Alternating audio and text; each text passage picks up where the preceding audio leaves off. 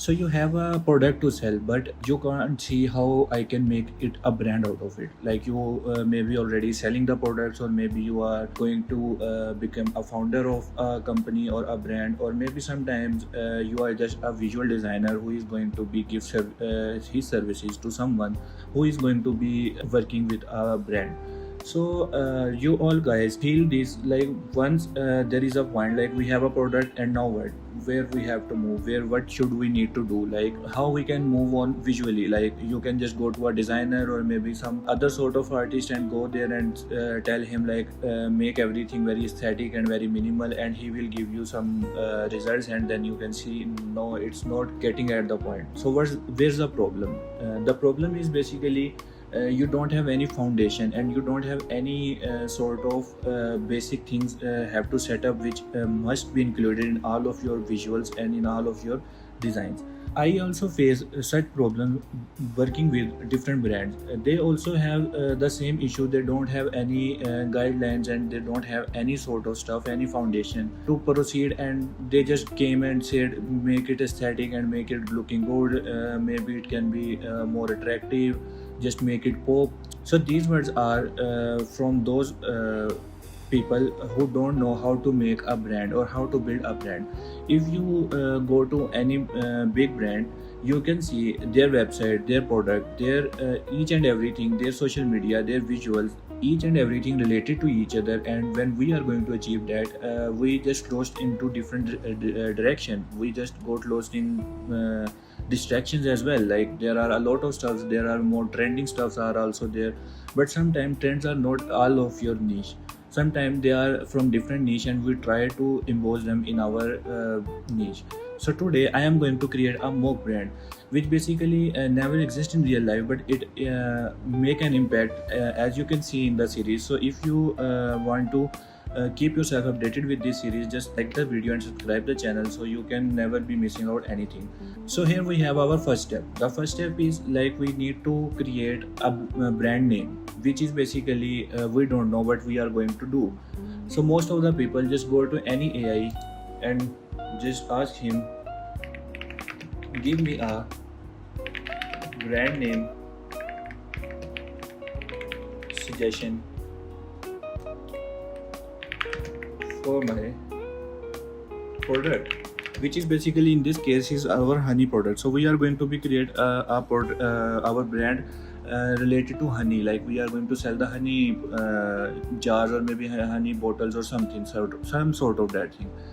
So most of the people just go there and just put the name of product, and AI will do its thing. Like you don't give him any detail what you want, what the things you are going to do. So it will just give you some generic words as you can see on the screen. So these are just some wild guesses, like maybe it's relatable, maybe it's going to be like easily readable, so that's why we are going to select it. But no, that's not how the brands work. They specifically drive it from a meaning. So in our case, we take a name which is Zahalia. If you see why I choose this name, because it have a purpose.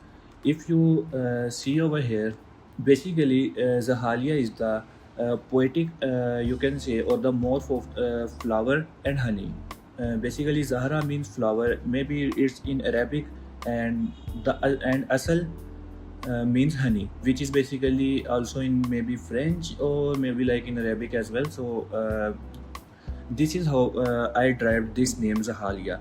And why I choose this one, the reason behind choosing this blend of name, because it is poetic, and we are going to create some different morph as well from this name and under this brand. That's why I took this Zahalia name. And for the tagline, some people also ask ChatGPT or maybe Gemini to just get a tagline. But if your tagline is not related to your brand name, it doesn't make any sense. So we need to make sure what we are going to give the experience to the user.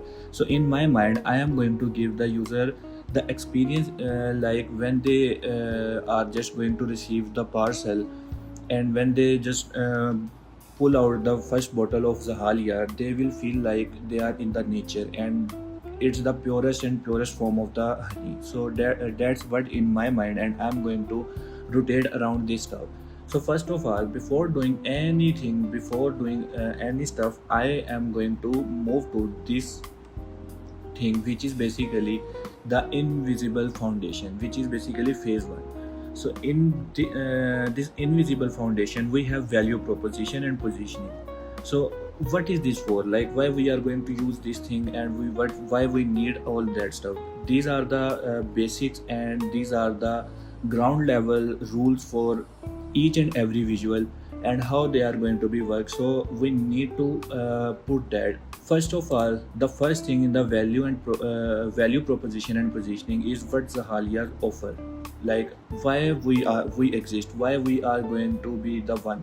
Everyone use that like buzzwords or jargons. It is pure honey, nectar. So we are not going to use that stuff. Here we can define why and what experience we are going to give to the user, which is basically pure single origin wildflower honey, elevated from a pantry staple to a daily ritual of intentional living. Like the people live in the city, they don't even know about the villages, and they don't have any sort of idea sometimes, like how the honey is going to be extracted and all that stuff. So we are going to give them that experience through our visuals and through our overall brand positioning. And then we are going to be like then they will relate, and they will sometime maybe create culture with the brand. So like they can just make it their daily rituals. Like they can maybe do, let's say there are different brands that became the name of that stuff, like the sticky glue.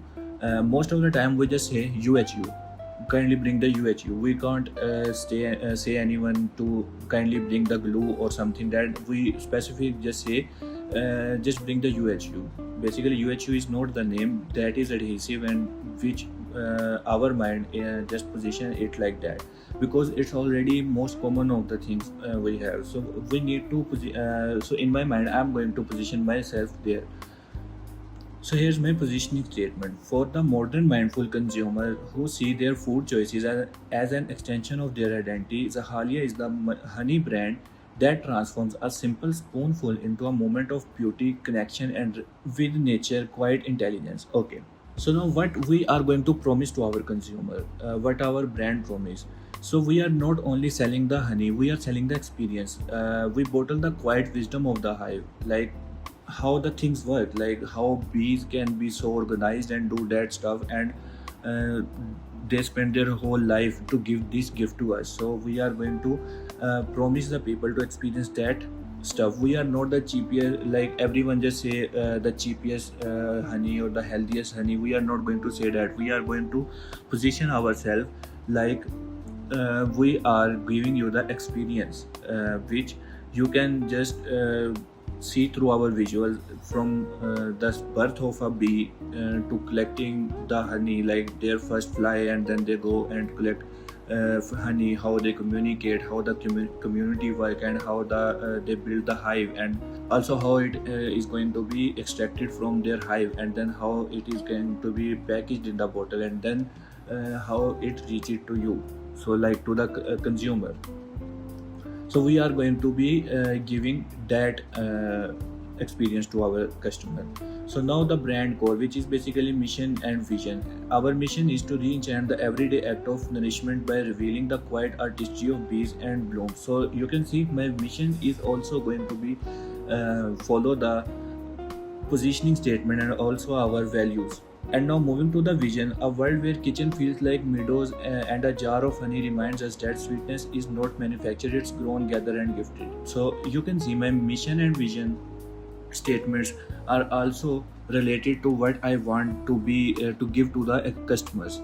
I don't want to be give them like this honey is healthier, this honey is some sort of, you can say, cheapest. I don't want to give them this angle of my brand. I want to give them the experience. And now the most important part, the person. Let's say you have a friend. Let's say he is your persona. Like you have to create a persona where you can just state your ideal customer, like who they are, what they do, what they eat, like all that stuff. Like what are your ideal customer, like which is going to be purchase your product we need to create an audience persona for that. So here, for example, I have a persona of Anika. I don't know, like it's a random name which I give to this persona, and her age is like 28 to 34. So she live in a apartment in a city where the plants are very rare, and she also have a plant which basically she is proud of. So this is like my character persona, where she lives and what her nature. And now she drinks oat flat white sometimes with honey, and herbal tea at night always with honey. Like this is my character drinking pattern, what she must take and what she sometimes take with honey. So this is basically around my product. So next thing is where she shops at, like what she mostly where did she go, like she go to malls or maybe some big malls or maybe some farmer market. So here's the next point, which is basically the farm shopping points, which is basically the farmers market, small D2C brand with beautiful unboxing experience, which is basically going to be created in my mind. Like I have to make my unboxing experience very good so that my ideal customer should purchase it.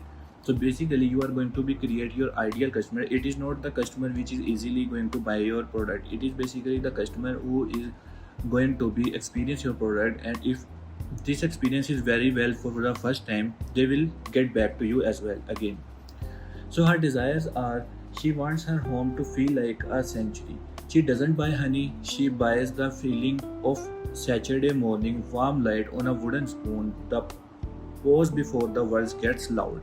And what the things she must avoid, like what she avoids, they can order anything from any brand, but what she didn't like my ideal customer didn't like loud packaging, clutter, brands that try too hard. Like the experience, she just going to figure out what to do next with this product. So she never going to purchase it back again. Or sometimes like the plastic squeeze beers, like the beer bottle with the honey and just we need to pour it and squeeze it. So she don't like that hard stuff. She's like soft and smooth experience. Okay, so here's why our brand speaks to Anika, like why Zahalia is going to be speak to Anika. Because when she sees that bottle on her shelf, it doesn't scream, it breathes. The waggle dance icon makes her curious. The soft purple and green feel like a meadow, not a grocery vessel. She takes a photo of her breakfast without moving the jar out of frame, because the jar makes the frame better. So here basically this is why our brand is going to speak our ideal customer. And the things you listen here, the wiggle dance icon, and I can make each and everything in this video, so you can connect with this as well in the next part. So this is basically the main first step you need to do. You need to define your value proposition, and then you are going to be position your brand, what are your brand promise, and what is going to be your brand core, which is basically include mission, vision, values. And then you are going to create the audience persona. So this is how you are going to be move into this space. Like you have to create all this stuff for your brand before starting even doing anything on the canvas. So now next part came into the list, which is basically I created a small to-do list. What we are going to do, we are going to do brand name, which we already covered. Now we have to move to the brand identity and brand theme and genre. Then we are going to be select if we have some product flavors or not, or maybe some sort of different stuff. Or then we are going to be move to the product design, how our product is going to be look, and then we are going to move on the label design. Then later on we will see how we are going to make each and everything connected to each other by using social media creatives, and also how our performance marketing creatives are going to be related with our social media creatives. So there are a bunch of difference between social media creatives and performance marketing creatives, and they are never be same. So sometimes brands just do upload a picture and then run ad on it. That will not work, because ads have some different sort of stuff with that. So now without any wastage, let's just move to the brand identity, which is basically I already created, and here we can see. So basically this is the image of a wiggle dance. So bees came like when what is this wiggle dance? First I need to explain you that. So I do some research about the honey product, and I see The wiggle dance basically is a dance that a bee perform. Why did a bee perform a dance? So basically, when a bee go outside and see some of the world around, like where the flowers are, where the food is, so she go out and search for the area, and once the area is found, so now the bee came back to the hive, and she have to tell others about the location of that flowers or maybe the food. So how did she communicate? So in order to communicate that, she do a wiggle dance. So how the wiggle dance works? So she came across this, and like she moved in a curly line over here like this, and then she rotates back, and then she go again, do the curly path, and then rotate back. So it is basically a full study behind this wiggle dance. They can do like align with the sun and to create that location area, pinpoint area, you can say. That's how bees communicate with each other. So I get an inspiration from for the logo from this wiggle dance, which is basically over here. So I created the wiggle dance first, and then I find out something like this wiggle dance is some sort of, you can say, a jar full of honey, and it is going to be overflow from there. So if you put this all stuff in your mind, then you can see we have some sort of these uh, honey dripping off effect. So I created that icon, but then I see like the icon is not looking too much attractive for the brand. Like we have done a lot of things before, we have do the everything, but the logo is not looking good. So for the primary use, I created a logo, the typographic logo, which we are going to use everywhere. But sometimes there are some spaces where we don't have anything to do with the typographic logo because they are horizontal. We need something that fits in a square, so we need that.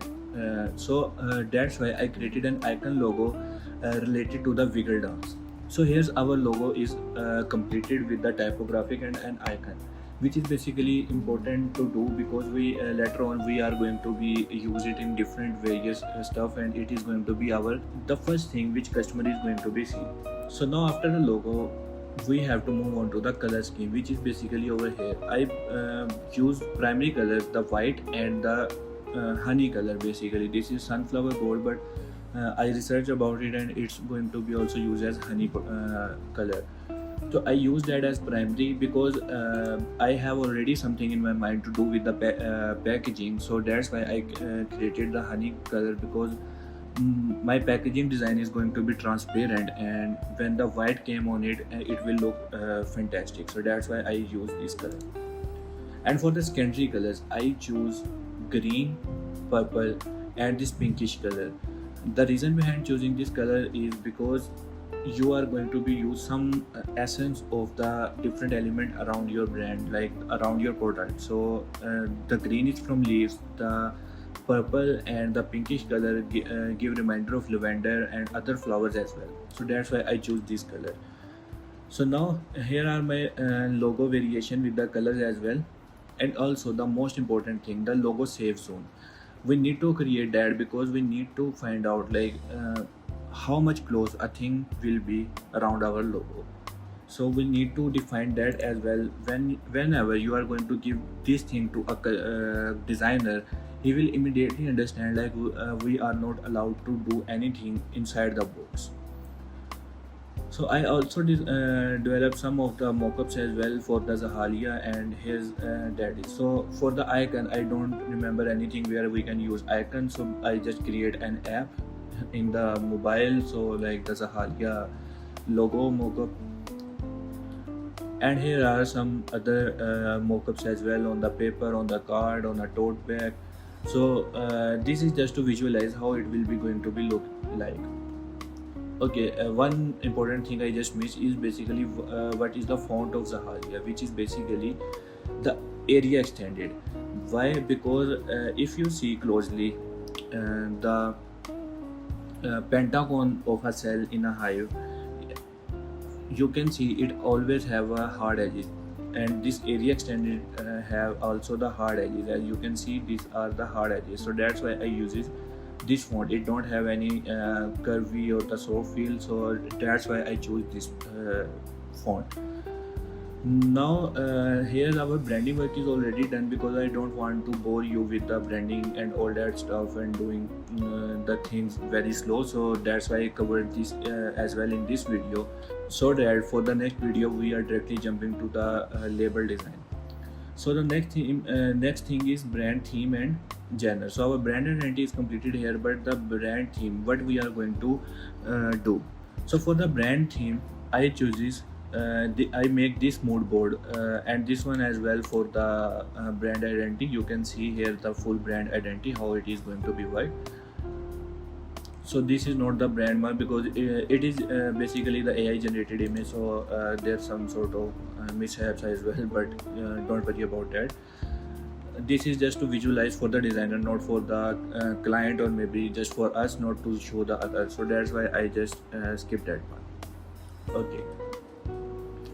So here's the brand mode boards. So you remember the Anika, our persona which we created, the ideal customer. So that help us here to design the brand theme, which is basically how our ideal customer acts and how they live.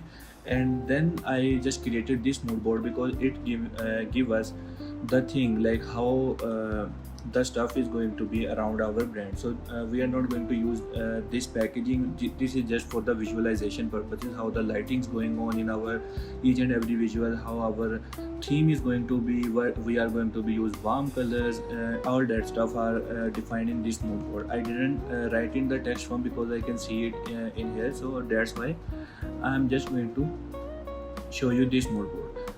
So here you can see the nature experience, which basically we talked about earlier, which is our brand positioning and mission as well. And here we have this next image, which is basically showing us the kitchen area where the bottle is going to be placed and how it will be going to be look, and what the environments and lighting and aesthetics are going to be. And then the next image is about the use case of our product, and what about that, like we are going to be use such visuals as well. And then we have some hive images, like as you can see, our hive is like the warm tone. So you can see in each and every image there is a maintained warm tone, specifically because we are going to be give the users the experience about the meadowy valleys, like that, where the bees collect the honey. So yeah, this is the thing we need to follow in our each and every next step. So in the next video we are going to be talk about the brand, product label, and then we are going to be design our product in the Blender as well, to visualize how the things are going to be work. So this is very these steps are very important for a brand building. Like you can just imagine, like the Apple previous logos, if you can see there is some multiple colors and all that stuffs are going on. And then you can see now the brand identity of the Apple, you can see they became very minimal and very specific about the thing. But before that, it's not just the case, they do some random stuff. So that's the difference between a brand and just selling product. So the next step is going to be practical and creative, not just the theory. So this part is all the theory, so that's why I covered it into everything into the one video. But next time we are going to be work on our label design as well, and we may be deciding how our flavors are going to be work. So yeah, that's it for this video. I hope you like it, and if you do really like it, just subscribe the channel.